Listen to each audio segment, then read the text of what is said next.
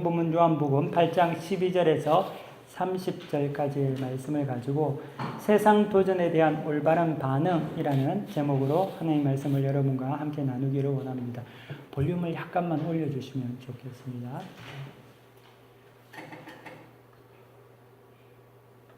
예, 하나 둘, 예, 됐습니다. 예. 오늘 여러분들 요한복음 성경 말씀을 읽었지만 성경 속에 있는 예수님의 삶은 99.99% 이상이 대부분 충돌과 논쟁 그리고 부딪힘의 연속이었습니다. 그 중심에는 예수님 자신의 구주이심에 대한 선포와 증거, 또 이에 대해서 철회를 요구하는 유대인들, 바리새인들, 대제사장들, 그런 군중들과의 지루하고도 끊임없는 충돌들이 예수님의 생애 속에는 늘 있었습니다. 요한복음을 읽다 보면 느끼는 것은 이 지루한 전쟁, 어떻게 보면 이 두 진영의 긴장과 충돌이 언제쯤 끝날까 하는 것입니다. 다른 사복음서의 경우에는 이적의 사건도 나타나고요, 또 비유도 있고 천국 설교를 위한 메시지들이 나타납니다. 하지만 요한복음은 유독 이제 좀 다른 장면으로 넘어갔으면 좋겠다라는 마음이 들 정도로 계속적으로 예수님과 유대인들의 충돌과 또 그런 어떤 긴장들이 나타난다는 거죠.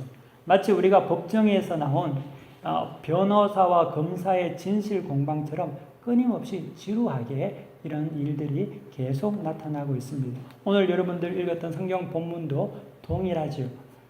그러면서 깨달은 바가 있습니다. 왜 그렇게 이것이 반복될까? 그러면서 깨달은 것은 반복이라는 것은 중요하다는 거죠. 반복은 너무나 중요하기 때문에, 이 메시지가 중요하기 때문에 요한은 의도적으로 이러한 반복적인 메시지를 우리에게 담아두었다는 거죠. 구주 되심의 선포와 복음의 빛 가운데 끊임없이 이를 부인하고 부정하려고 하는 사람들이 있다는 것, 그리고 그들 가운데서 복음을 통해서 깨어지는 인생이 있다는 것을 요한은 강조하고 있습니다.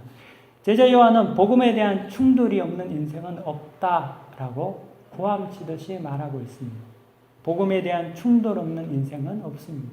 이곳에 있는 모든 분들도 예수를 믿는 순간 그때부터는 영적인 전쟁이 시작되는 것이지요. 이것을 간과해서는 안 되는 것입니다. 그러므로 예수님을 닮아 살아가길 각오한 제자라면 복음으로 인한 자아의 충돌과 부딪힘을 두려워하지 말아야 합니다. 하나님은 우리를 점검같게 만드시기를 원하십니다. 우리를 점검같이 단련하여서 그가 기쁘시게 받으시는 그의 백성으로 만드시기를 원하십니다. 그러므로 충돌의 때, 이 때가 은혜의 때이고 변화의 때이고 성장의 때라는 것입니다. 동시에 세상 안에서 진리를 위한 부딪힘, 거룩을 위한 충돌 또한 성도의 삶의 일부임을 잊지 마시기를 바랍니다. 사람들은 그리스도인이 되면 온순한 양이 되어야 하는 줄 압니다. 앞뒤 다 잘라먹고 십자가에 묵묵히 돌아가신, 죽으신 주님의 모습만을 생각할 때가 많습니다. 하지만 그렇지 않습니다. 성도가 된다는 것은 온순한 양이 되라는 것이 아니라 온전한 양이 되라는 것입니다. 흠없는 양, 새로운 피조물이 되라고 말씀하신다는 거죠. 악당의 소굴에서 또는 진흙구덩이에서 어떻게 나 자신을 깨끗하게 할 수 있을까요? 보통 수고하고 노력하지 않으면 쉽지 않다는 거죠. 세상의 혼탁한 사조와 풍속 속에서 어떻게 내가 주의 자녀로서 살아갈 수 있을까? 그것은 쉽지 않은 문제라는 것이죠. 그래서 주님께서도 마태복음 10장에 이렇게 말씀하십니다. 내가 너희를 보냄이 양을 이리 가운데 보냄과 같도다. 그러므로 너희는 뱀과 같이 지혜롭고 비둘기같이 순결하라 라고 말씀하셨습니다. 그러므로 그 일은 오직 나 자신이 흠없는 어린 양과 같이 하나님 앞에서 산제사를 드리는 각오가 없이는 사실 불가능하다는 것이죠. 하지만 그 불가능한 것을 하게 하시는 성령께서 우리와 함께 하시다는 것을 우리는 믿어야 합니다. 풍파에 거슬러 싸우지 않으면 배는 제 항로가 아니라 다 모두 물결에 휩쓸려서 다른 곳으로 가게 되는 것이지요. 세상의 조류와 자아의 욕심에 따라서 이리저리 휩쓸려서 정처 없이 떠돌아다니면 절대 진리의 항구에 도달할 수 없게 됩니다. 신앙의 현장은 한마디로 말하면 내우외한이라는 거죠. 밖으로는 세상에서 다가오는 불신앙과의 싸움이고 안으로는 내 자신의 죄성과 게으름의 싸움입니다. 근데 이 현실을 망각하는 순간 성도는 나태하게 되고 영적으로 막장 인생이 되고 영적 노숙자가 되고 만다는 거죠. 되는 대로 살 수밖에 없다는 거죠. 그렇게 되면 새로운 피조물이 아니라 변질된 기형적인 피조물이 되고 마는 것입니다. 그러므로 예수님을 따라 산다는 것은 이런 내우외한의 도전 속에서, 이러한 현실 속에서 영원한 소망을 바라보며 주님만이 전부고 주님만이 나의 구원자이시고 그분이 내 죄를 씻으실 분이고 그분이 내 인생에 복을 주실 분이라는 것을 믿고 나아갈 때만이 우리는 온전한 진리의 항구에 도달할 수 있고 그때 하나님의 복이 임하게 되는 것이죠. 그것이 아니면은 우리는 가다 중간에 탈락하든지 다른 곳으로 빠지고 만다는 거죠. 성경을 보면 지루할 정도로, 아니 어떻게 보면은 진이 다 빠질 정도로 주님은 바리새인들과 서기관들과 늘 긴장과 또 그런 충돌이 있었습니다. 주님께서는 지칠 것도 같습니다. 그 정도 그 사람들에게 덜 볶이다 보면은 늘 가는 곳곳마다 예수님을 책잡으려는 사람들, 예수님을 어떻게 하면 넘어뜨리려고 하는 사람들, 그런 사람들과 대화해야 하고 변론해야 하고 하나님의 나라를 선포해야 되고 또 돌에 맞을 그러한 것을 피해야 하고 그런 어떤 상황 속에서 살아가다 보면은 사람이 온전해지겠습니까? 긴장이 늘 연속 속에 있다면, 늘 불안한 삶 속에 있다면 그 마음 속에 평강이 자리할 수가 없을 거라고 생각이 듭니다. 그럼에도 불구하고 주님은 늘 평강 가운데 계셨습니다. 평안하셨다는 거죠. 주님은 성경에 보면 푸념하지 않습니다. 원망하지도 않습니다. 상처도 없었습니다. 그 이유는 인간의 부패한 죄성을 이미 주님은 알고 계셨고 또 하나님과 동행하고 계셨기 때문입니다. 그 주님의 모습은 결코 일이나 늑대에게 잡아먹힐 것 같은 순진한 어린 양의 모습은 아니었다는 거죠.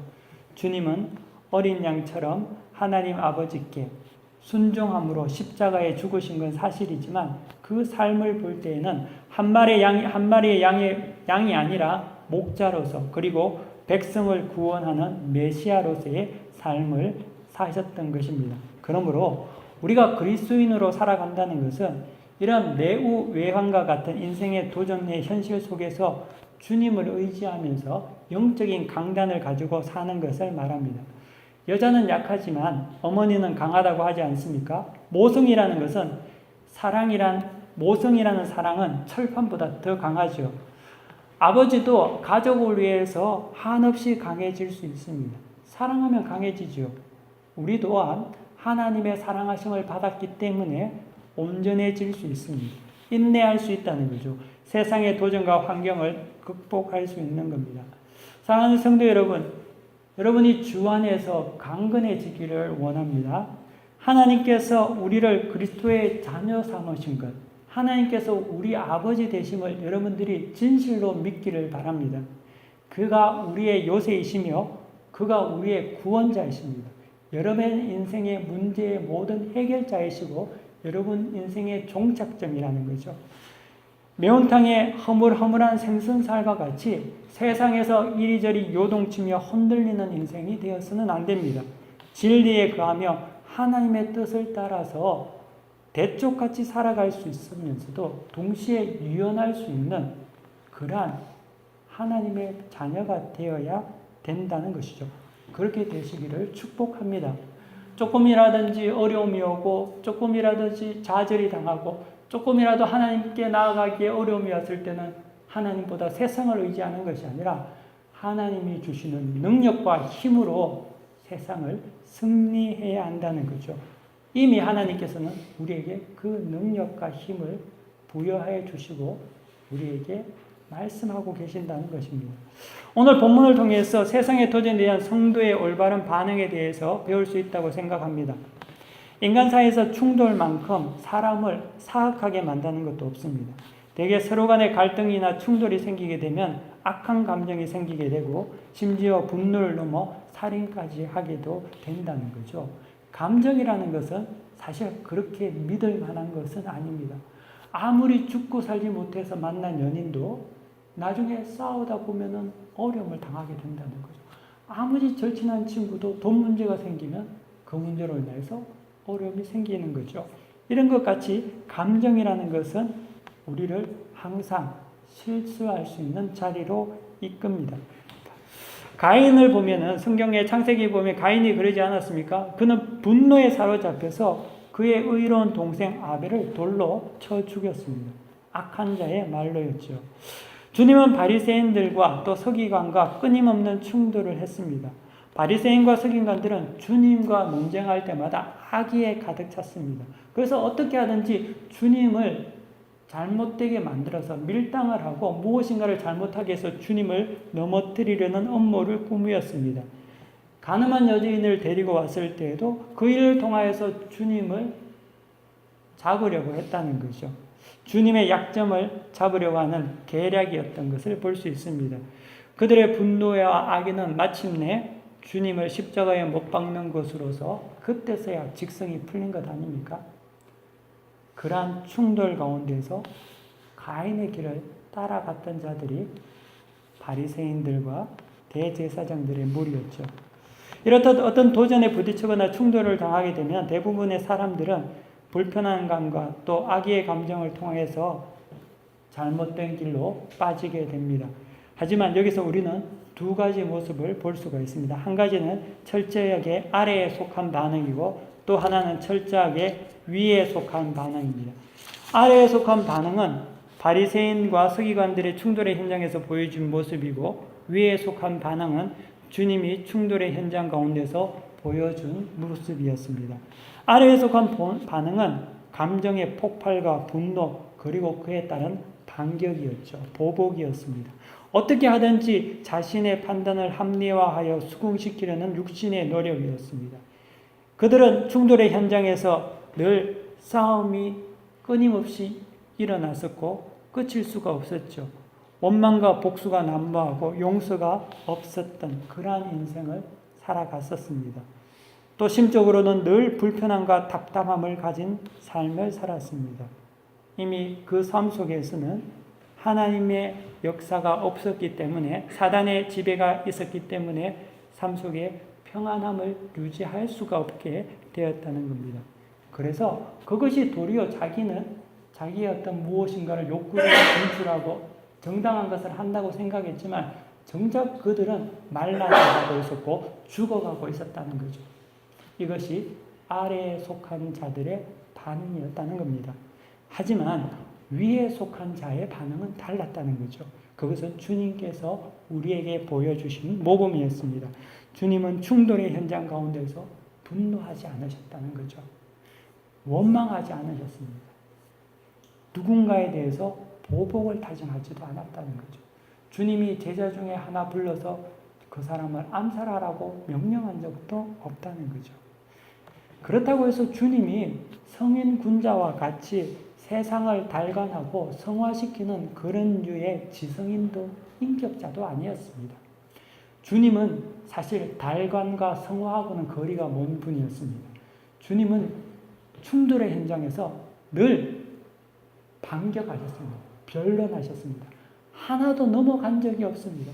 꼬박꼬박 다 응답하시며 대꾸하셨습니다. 하지만 그의 변론과 대꾸는 달랐다는 거죠. 색깔이 달랐습니다. 분노나 원망 그리고 논쟁과 상대를 무너뜨리는 방어나 공격이 아니었고 주님의 반격은 하나님의 말씀을 전달하는 선포였던 것입니다. 그는 하나님의 뜻만을 전달해 주었어요. 보여주었다는 거죠. 진리에 대한 선포, 참과 거짓을 가지고 진실 공방을 하거나 옳고 그름을 논쟁하는 감정적인 행위가 아니라 주님은 천국을 선포해 주셨습니다. 하나님을 전달해 주시고 하나님의 메시지를 말씀해 주셨습니다. 그 진리의 선포를 듣는 자에게 복이 임할 것이고 그것을 거부하고 막는 자에게는 화가 임할 것임을 주님께서는 사랑 가운데 전해주셨다는 거죠. 주님은 정죄자도 아니요 심판자로 그들을 대하지도 않으셨습니다. 물론 주님이 그 권세가 없으셨겠습니까? 주님은 심판자요 주권자이시지 않으십니까? 그럼에도 불구하고 주님은 이 땅에 계실 때 사용하지 아니하시고 온전히 하나님께 맡겨드리고 자신의 메신저로서의 사명을 감당하셨습니다. 성경 보면 오늘 26절에 보면은 주님이 이렇게 말씀하십니다. 내가 너희에 대하여 말하고 판단할 것은 많으나 나를 보내신 이가 참되심에 내가 그에게 들은 그것을 세상에 말하노라. 내가 판단할 것은 많지만 내가 판단하지 않고 하나님께서 나에게 말씀해 주신 것, 그 들은 것을 내게 전달해 준다는 거죠. 왜 그러겠습니까? 그 하나님의 말씀을 통해서 그들을 축복하기 위해서라는 거죠. 궁극적으로 그들을 회복케 하기 위해서라는 겁니다. 치료하기 위해서라는 거죠. 그는 선포자로 계셨던 것입니다. 대언자로 계셨다는 거죠. 악의적인 비난 가운데서도 주님은 변명이 아니라 하나님의 말씀을 전달해 주셨습니다. 선포하셨습니다. 선포에는 개인의 감정이 포함되지 않습니다. 단지 왕의 뜻을 전달하는 그 일뿐이죠. 그리고 왕의 마음을 전하는 것이지요. 예수님은 하나님의 아들로서 그분을 나타내신 것입니다. 그러므로 주님의 방법은 아래에 속한 유대인들과는 전혀 달랐던 것입니다. 사랑하는 성도 여러분, 우리도 한번 우리 자신을 돌아보기를 원합니다. 여러분 자신을 적용시켜 보기를 원합니다. 우리도 신앙생의 삶을 살다 보면 세상 속에서 도전이 있고 충돌이 있습니다. 어떨 때는 여러분의 개인적인 사생활을 통해서 만남, 이권 등의 문제로 인해서 충돌이 생기고 또 그것에 대해 긴장이 생길 때가 있습니다. 그런 충돌과 긴장은 간혹 우리를 걷잡을 수 없는 분노의 길로 인도합니다. 그리고 악의적인 감정을 만들어내게 만들게 하고 복수를 다짐하게 하기도 할 때가 있습니다. 그럼 우리는 그때 어떻게 해야 합니까? 내 감정, 내 이권, 내 필요에 따라서 충돌할 때마다 분노하고 격노하고 음모를 만들고 저주하는 마음을 가지고 음해하려고 한다면은 그것은 우리 또한 바리새인들이나 대제사장과 다를 바가 없다는 거죠. 아래에 속한 자가 되고 만다는 거죠. 그러면 우리는 하나님께서 우리를 불러주신 자녀로서의 정체성을 잃어버리게 되고 마는 것입니다. 위에 속한 자는 어떻습니까? 위에 속한 자는 주님을 닮아가는 자입니다. 세상의 도전과 충돌 가운데서 감정이 주는 판단을 이기고 하나님의 말씀에 따라 순종하는 자입니다. 그러면 말이죠. 내가 삽니다. 내가 마르지 않습니다. 먼저 나에게 생기가 돌아가게 되어 있다는 거죠. 죽지 않는 거죠. 내 속에 도끼가 사라지고 하나님의 은혜가 임하게 되고 평강이 자리 잡게 됩니다. 그때 하나님께서 심판자이시고 주관자이시고 이 땅의 모든 것을 보시는 하나님께서 나 대신 불기둥, 구름기둥으로 먼저 가셔서 해결해 주신다는 거죠. 그것을 경험하는 자들이 신자라고 하는 자들입니다. 그 경험을 간증할 때 하나님의 영광이 나타나고 그 경험 속에서 많은 이들이 그 빛 가운데, 그 향기 가운데 하나님 앞에 돌아오게 된다는 것이지요. 성도는 세상 속에서 늘 도전이 받게 되어 있습니다. 왜냐하면 이는 성도의 시민권이라는 것이 세상에 속한 것이 아니라 하늘에 속한 것이기 때문이죠. 마치 제철에 맞지 않는 옷을 입고 있는 것 같이 우리는 믿음으로 살아갈 때는 늘 불편합니다.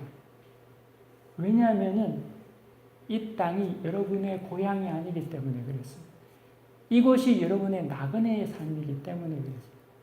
그렇기 때문에 우리는 거기에 따른 문화적인 충격, 영적인 충격이 있고, 그래서 어떨 때는 탄식을 하기도 하고 아파하기도 하고 좌절하기도 하고 낙심하기도 하고 괴로워하기도 합니다. 그게 정상이라. 그게 정상입니다. 하지만 그때 하나님께서 우리를 만나주시고 위로해 주십니다.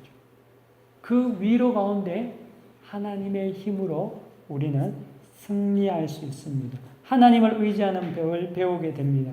그래서 여호와 이레의 하나님, 모든 것을 예비하시고 준비하시는 하나님, 그 하나님을 우리는 삶 속에서 경험할 수 있는 것입니다. 사랑하는 성도 여러분, 이러한 도전의 현장 가운데서 또 세상의 도전에 대한 이러한 삶 가운데서 우리가 하나님을 바라보며 겸손히 승리하는 우리 모두가 되기를 원합니다. 불의에 대해서 분노, 원망하지 말고 강단 있게 하나님의 말씀을 선포하고 또 하나님 앞에서 진실되게 우리가 살기를 원합니다. 내 속에 있는 모든 것들, 하나님 앞에 나아가지 못하게 만드는 것들이 있다면 그것 또한 예수의 이름으로 여러분들 물리치시기를 바랍니다. 기도하십시오. 예수 이름으로 이겨낼 수 있다는 것을 선언하시기 바랍니다. 선포하시기 바랍니다. 주께서 힘 주십니다. 믿으시기를 바랍니다. 그럴 때 우리 또한 하나님의 백성으로서 생명을 수여받은 우리가 온전한 세상에 대한 올바른 반응으로 살아갈 수 있다는 거죠. 아울러 악에도 물들지 않고 살아갈 수 있습니다. 그때 나도 살지만 나뿐만 아니라 내 주위가 나로 인해 산다는 거죠. 세상이 나를 엄습하여서 세상과 동일하게 살다 보면 내 주변도 죽고 나도 죽겠지만 내가 하나님의 말씀을 따라서 그 도전의 현장 가운데서 올바른 반응을 하고 살아가면 나로 인해서 내 주변이 살고 이웃이 살고 사회가 살게 되는 것이죠. 하나님께서는 여러분을 그 소명과 사명 가운데 부르셨습니다. 이는 하나님의 축복인 것을 여러분들 꼭 기억하시고 자신도 살고 다른 사람도 살리는 그런 올바른 반응을 하는 우리 모두가 되는 성도들이 되시기를 간절히 축원합니다. 다 함께 기도하겠습니다. 살아계셔서 역사하시는 하나님 감사합니다. 이 시간 주의 은혜로 우리를 이 자리에 불러주시고 또 하나님께 찬양하며 예배드리게 해주신 것 감사합니다. 하나님 오늘 들은 말씀을 통하여서 우리가 세상의 도전에 대해서 감정적으로 분노하며 경록해 되며 가인의 길을 따르는 것이 아니라 예수 그리스도의 모범을 따라서 주님과 늘 동행하고 하나님의 말씀을 선포하고 안팎으로 내 자신을 말씀에 비추어서 살아감으로 말미암아 세상을 변화시키고 나 또한 생명의 수요자로서의 놀라운 축복으로 살아가는 우리 모두가 되게 인도하여 주옵소서. 모든 것을 주님께 의탁하며 감사드리며 예수 그리스도 이름으로 기도드립니다. 아멘. 다 함께 자리에서 일어나셔서 패찬송 546장 부르시겠습니다.